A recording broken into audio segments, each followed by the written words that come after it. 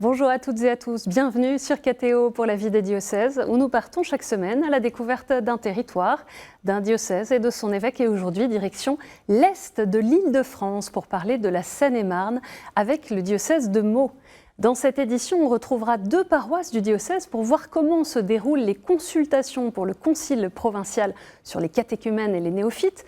Et on découvrira le rayonnement de Maurice Rondeau, René Boittier et René Rouzet. Originaires de Seine-et-Marne, ces trois bienheureux martyrs du nazisme ont été béatifiés en décembre dernier à la cathédrale Notre-Dame de Paris. Plus vaste département d'Île-de-France, la Seine-et-Marne est une zone périurbaine dynamique portée par l'attractivité de Paris. C'est aussi un territoire contrasté entre urbanisation rapide à l'ouest et vastes espaces ruraux à l'est, qui couvrent la moitié de la région francilienne. Sa population est en croissance, attirée par le cadre résidentiel dans un département qui conjugue patrimoine. On peut mentionner le château de Fontainebleau, la ville de Provins par exemple, agriculture et grands pôles économiques comme Disneyland Paris, ou la proximité aéroportuaire de Roissy. Et pour parler du diocèse de Meaux, je reçois son évêque, Monseigneur Jean-Yves Namias. Bonjour Monseigneur. Bonjour. Bienvenue sur le plateau de la vie des diocèses. Je viens de faire une présentation rapide de la Seine-et-Marne. Comment est-ce que vous pourriez nous présenter les caractéristiques du diocèse de Meaux, de l'Église catholique dans la Seine-et-Marne? Vous avez fait une belle présentation, mais le diocèse de Meaux, eh bien, il a une grande diversité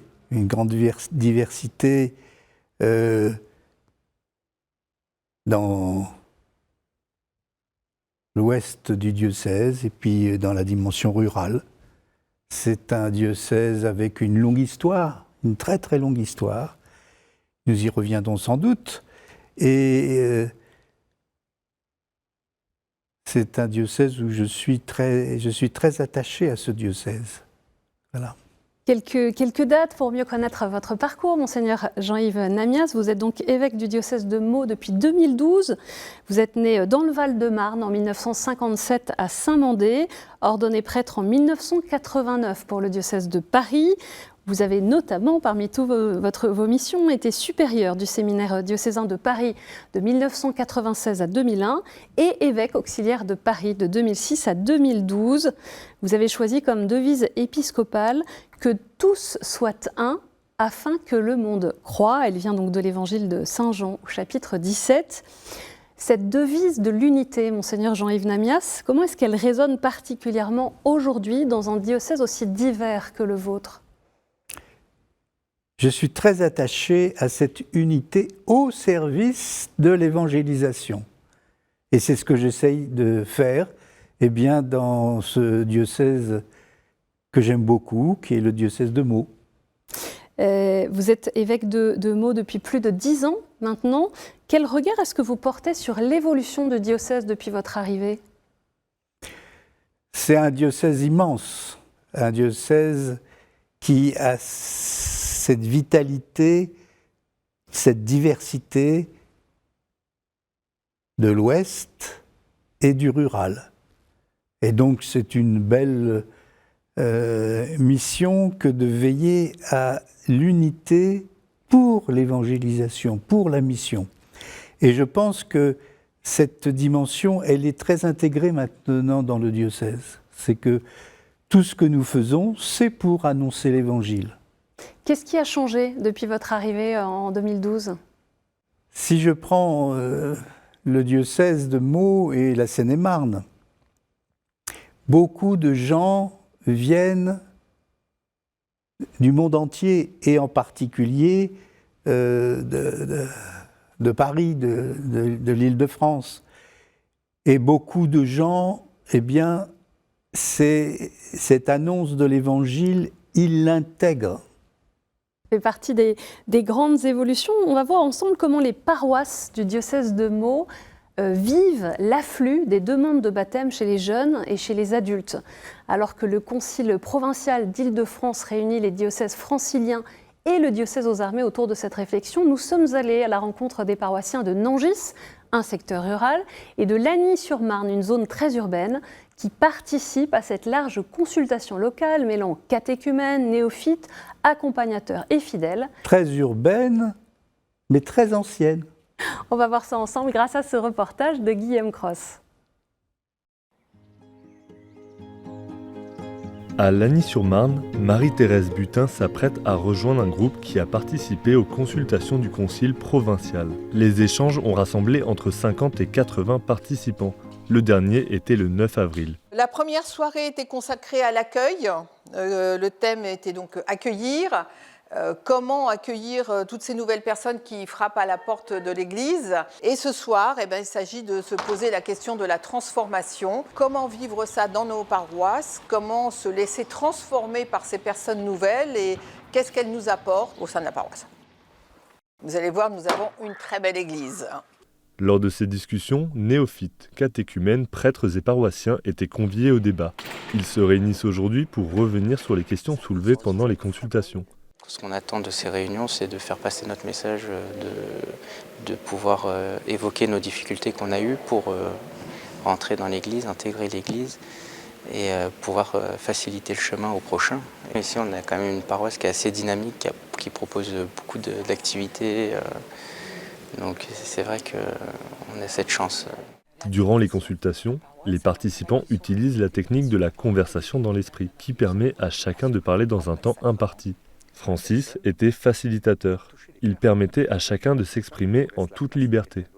Le but final de toute cette démarche étant d'essayer de faire remonter quelque chose qui, non pas synthétise ce qui a été partagé, mais qui donne un consensus au niveau des participants. C'est la nécessité de mettre en place un dispositif d'accompagnement des néophytes, mais il n'y a pas vraiment de structure organisée pour cela, et la demande est telle qu'il faut faire quelque chose. Voilà. Au sud du diocèse, dans la paroisse de Nangis, les rencontres constituent un autre défi. Marc Doucineau tente de rassembler les paroissiens malgré les distances à parcourir. Voilà, nous ici en rural, on n'a pas les mêmes latitudes que ce qu'il peut y avoir plus proche des villes. Il y a 10-15 clochers par secteur et les gens ne viennent pas toujours pour venir faire les consultations. Et donc il faut bien prendre ça en compte dans ce qui sera ressorti après. William, fraîchement baptisé à Pâques, connaît bien l'importance de ce concile. J'ai eu vraiment cette impression d'être bien accueilli, accompagné par des personnes qui ont su nous encadrer, qu'on puisse tous, à travers cette arrivée de catéchumènes qui pour nous est une grâce, vraiment pouvoir les accueillir de la meilleure manière possible. Et vraiment, ça c'est très important. La phase de délibération va commencer pour établir des propositions à l'évêque à partir du 31 mai. On a vu quelques morceaux, quelques bribes de ces consultations locales. Qu'est-ce qui remonte des paroisses du diocèse de Meaux sur ce sujet, des catéchumènes, des néophytes? Heureux sommes-nous d'avoir ce beau dynamisme. Alors, on le voit aussi à Nangis, et on voit bien que Nangis, ils ont de la niaque, ils ont de la volonté de bien accueillir. Et donc je pense qu'en Seine-et-Marne, nous avons la chance, la joie, que partout, l'Évangile et les néophytes sont accueillis avec grande joie.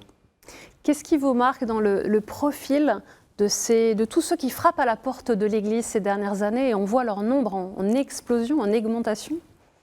Il y a quelques années, les confirmations d'adultes à la cathédrale Saint-Étienne de Meaux, ils étaient 80 et on était contents.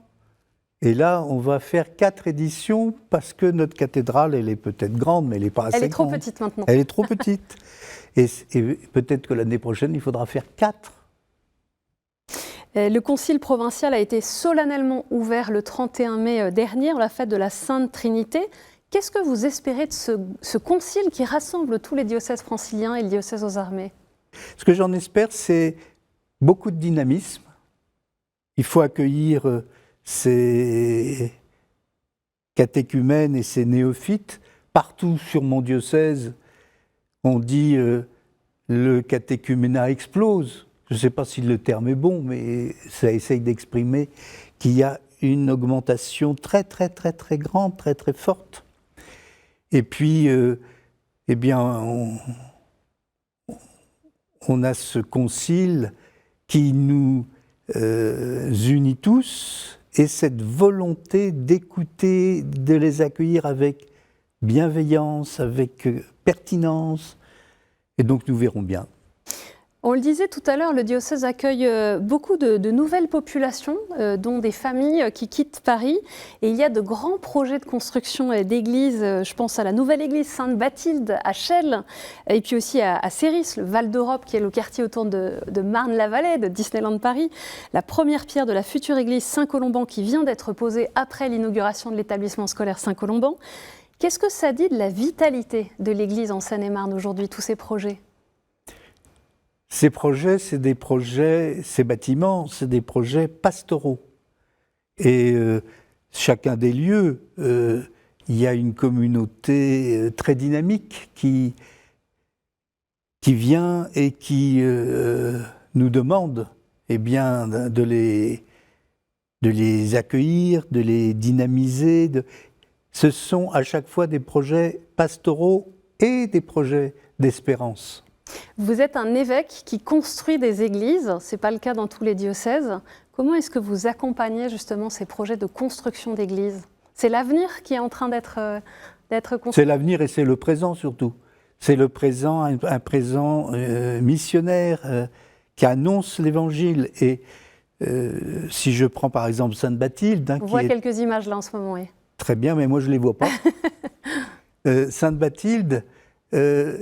Il y a déjà sur place une population, je vois là, une population très diversifiée qui vient de du monde entier, qui vient de l'Europe, qui vient, vous disiez tout à l'heure de Paris, peut-être de Paris, mais voilà, de l'Europe, de l'Afrique, de l'Asie. Peut-être un mot sur ce coin qu'on appelle le Val d'Europe, donc une zone particulièrement dynamique, je le disais autour de Disneyland notamment, avec l'école, le centre culturel et l'église. Vous cherchez à créer un véritable pôle missionnaire ? Il y a déjà un pôle missionnaire, et tant mieux que ce pôle missionnaire, il est maintenant un outil pastoral pour répondre à toutes ces personnes qui arrivent pour y habiter et qui y arrivent aussi par Disneyland et puis la Vallée Village, tout ce dynamisme touristique. Et à nous de transformer ces touristes en venant peut-être recevoir du dynamisme pastoral, de la qualité du centre culturel, etc., etc.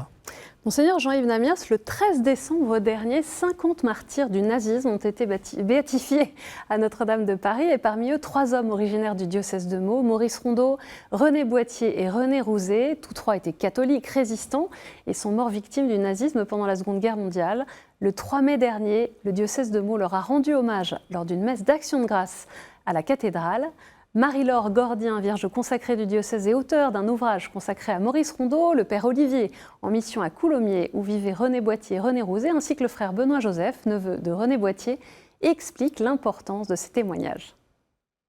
Si nous sommes rassemblés aujourd'hui, c'est pour rendre grâce de cette béatification tous ensemble, parce que tous les diocésains n'ont pas pu aller à Notre-Dame de Paris ce jour-là, et donc il est important pour eux qu'ils s'approprient ces très belles figures de sainteté pour notre diocèse. Maurice Rondeau est vraiment un prêtre pour les jeunes. Il aimait les jeunes l'aimaient, et il peut montrer aux jeunes combien la vie donnée au Christ est porteuse de foi, d'espérance et d'amour. Au cours de cette célébration, cet après-midi, nous allons porter solennellement ces reliques en procession pour les installer dans la nouvelle chapelle des Bienheureux, dans la cathédrale de Meaux. Donc c'est une grande joie pour nous de vivre ce moment très fort. Du coup, c'était très fort pour nos paroisses de voir que les bienheureux, les saints, c'est pas seulement les siècles passés, ils sont de chez nous, comme disent les gens dans les paroisses. De dire que dans n'importe quelle circonstance, même les pires comme ce qu'il a vécu, on peut annoncer le Christ, on peut prendre soin des autres. Je suis neveu de René Boittier. Pour nous, dans la famille, on l'appelle l'oncle René. Il a été entouré par une quinzaine d'autres jeunes scouts de son âge et c'est eux qui l'ont amené à avoir cet amour du scoutisme et à cause de ça, malheureusement, être arrêté et déporté à Buchenwald. En avril 1945, il a été avec 5000 hommes dans le convoi de la mort qui va de Buchenwald à Dachau. Ses collègues disent « Nous avons nos martyrs ». Et il donne son nom parmi les quelques autres scouts qui sont décédés dans les jours avant la libération des camps. La joie chrétienne, c'est la grave allégresse. Pour eux, pour ces 3 martyrs du diocèse de Meaux et pour leurs 48 autres. La joie chrétienne, c'est la grave allégresse. Monseigneur Jean-Yves Namias, qu'est-ce que vous avez ressenti lors de cette célébration d'Action de grâce à Meaux, quelques mois après leur béatification ? C'était un moment très émouvant. Émouvant pour moi, bien sûr, mais émouvant, je pense, pour tous ceux qui y ont participé. Et en particulier, nous n'avions pas anticipé, mais il y avait beaucoup de porte-drapeaux. Oui. Et ça a été le recueillement de chacun devant la dépouille de Maurice Rondeau. Parce qu'il y avait des reliques, hein, il y a des reliques de Maurice Rondeau. Oui, oui, parce qu'on a... Il a été donc à Cham et il a été transféré. On voit quelques porte-drapeaux. À Cham, il a reçu les derniers sacrements, et puis il a été envoyé dans le caveau des prêtres de Meaux. Et donc moi je me disais peut-être qu'un jour il sera béatifié. C'est ce qui est arrivé et donc nous avions mis son cercueil en bonne place. Et puis voilà, il est aujourd'hui béatifié. Ces reliques sont envoyées à droite et à gauche, là où il y a des demandes. Et nous avons une chapelle pour les 3 béatifiés, une chapelle où il y a des reliques de Maurice Rondeau. Prêtre et laïc béatifié et figure enracinée dans la Seine-et-Marne. Est-ce que c'est important de montrer que la sainteté peut naître près de chez nous? Comment est-ce que le diocèse veut davantage faire connaître ces figures locales? Bien sûr que c'est important. C'est important que les gens se disent, eh bien, la foi, même si les époques sont différentes, la foi a été vivante et est encore vivante. Et donc, voilà, Maurice Rondeau et les 2 René, dans une cérémonie très, très belle, où le président du département ainsi que le maire de Meaux étaient au premier rang et ils ont participé à cet office. Comment est-ce que le témoignage de ces jeunes martyrs peut parler à une génération qui cherche du sens et des figures d'engagement? C'est aussi notre responsabilité que de manifester notre lien avec ces béatifiés. Je prends par exemple Maurice Rondeau, qui un établissement scolaire a été établi, et puis tout à côté, eh bien, il y a l'institution scolaire, et où on va construire, il y a l'institution qui est déjà ouverte, et puis il y a une église et un centre pastoral. Et là, nous souhaitons, sur le Val d'Europe, sur Disneyland, eh bien, un témoignage très concret de cette vitalité chrétienne qui est allée pour ces 3 béatifiés jusqu'au martyr. Monseigneur Jean-Yves Namias, on va passer à la dernière partie de cette émission, ce sont les questions de terrain.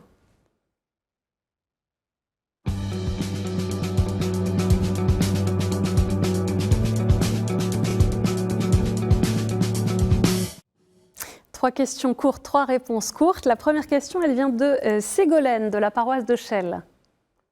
Bonjour Monseigneur. Ma question est, face à la crise écologique, le pape François appelle dans Laudato Si à penser l'écologie intégrale impliquant la préservation des écosystèmes humains et non humains. Dans cette perspective, qu'est-ce qui pourrait être mis en place à un niveau collectif au sein des paroisses? Merci de cette question, mais cette mobilisation pour l'écologie, elle est légitime pour nous tous. Et donc, c'est très important que nous puissions être dynamiques là-dessus. Nous engager pour l'écologie intégrale. On a une autre question de Freddy, qui est responsable de l'animation liturgique à Chelles. Bonjour Monseigneur, et j'aimerais savoir qu'est-ce que nous pourrions faire pour la nouvelle génération qui arrive en termes d'animation liturgique. Comme vous le savez, c'est très difficile des fois d'avoir non seulement des musiciens mais aussi des animateurs.